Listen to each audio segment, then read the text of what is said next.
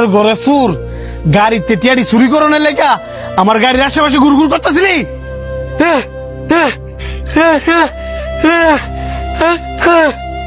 ওমা সুরে দিয়ে আবার মায়ের খাওয়াতে বাসনের লেখা বুবার অভিনয় করে। তোর গাড়ির টাকা চুরি করছে কিনা তুই আগে আর চেক করস না? ঠিক কইছস।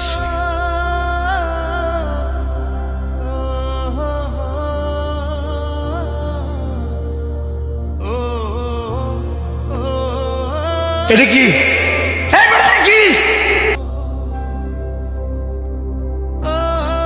ভাগ্যিস বালা আমি গাড়িটার দিকে তাকাইছিলাম আর নয়তো দেখাই টিয়াডি লয়ে ভাগ লইলে। আর কত বড় সাহস গাড়ির ভিতরে টিয়াডি পকড় লয়ে লইছে। আবার দেওস না কত সুন্দর প্রতিবন্ধীর বাবু ধরছে।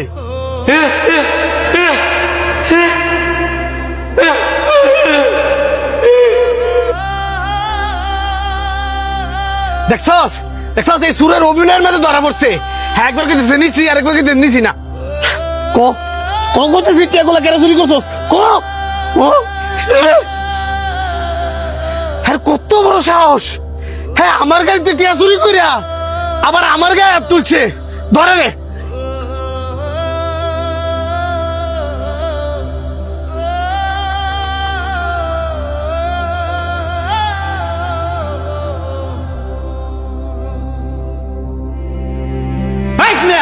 কেউ কি না জানে মারা উচিত?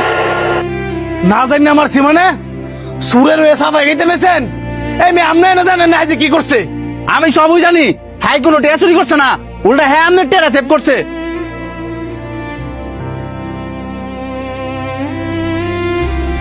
সেভ করছে মানে উল্টা দিয়ে হাই টিয়া গুলা গাড়িতে চুরি করিয়া হেয়ার পকেটের ভিতরে পড়ছে। আমি তো এই টিয়া গুলা হেয়ার পকেটে দিয়ে পাইলাম। হেয়ার পকেট তুই তো পাইবেন সুরের ল কারাকারি করিয়া সুরের তেটিয়া দিলে হেয়ার পকেটে রাখছে আপনার ফেরত দুনে লাগিয়া। আর এতক্ষণ আপনার অপেক্ষা করতেছিল।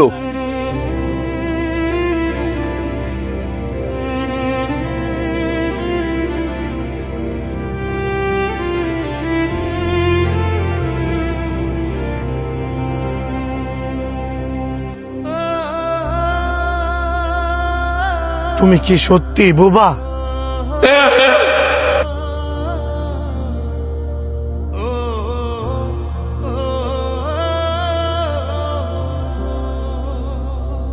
কেউ রে দোষারোপ করার আগে বালা করে যাচাই বাছাই করা উচিত যে আসলে সে দোষী কিনা। আর আপনারা তো মিয়া বড় লোক, সবসময় টেয়ার গরম থাকেন, চোখকে দেখলেও চোখের মধ্যে কালা পর্দা ফেলায় রাখেন। মাঝে মধ্যে নিজের চোখের দাঁড়াও ভুল হয়।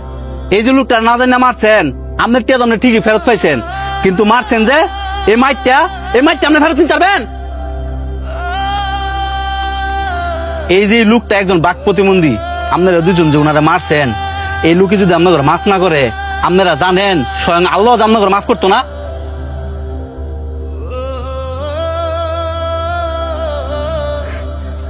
ভাই বাইরে তুই আঙ্গুরে মাফ করে দে।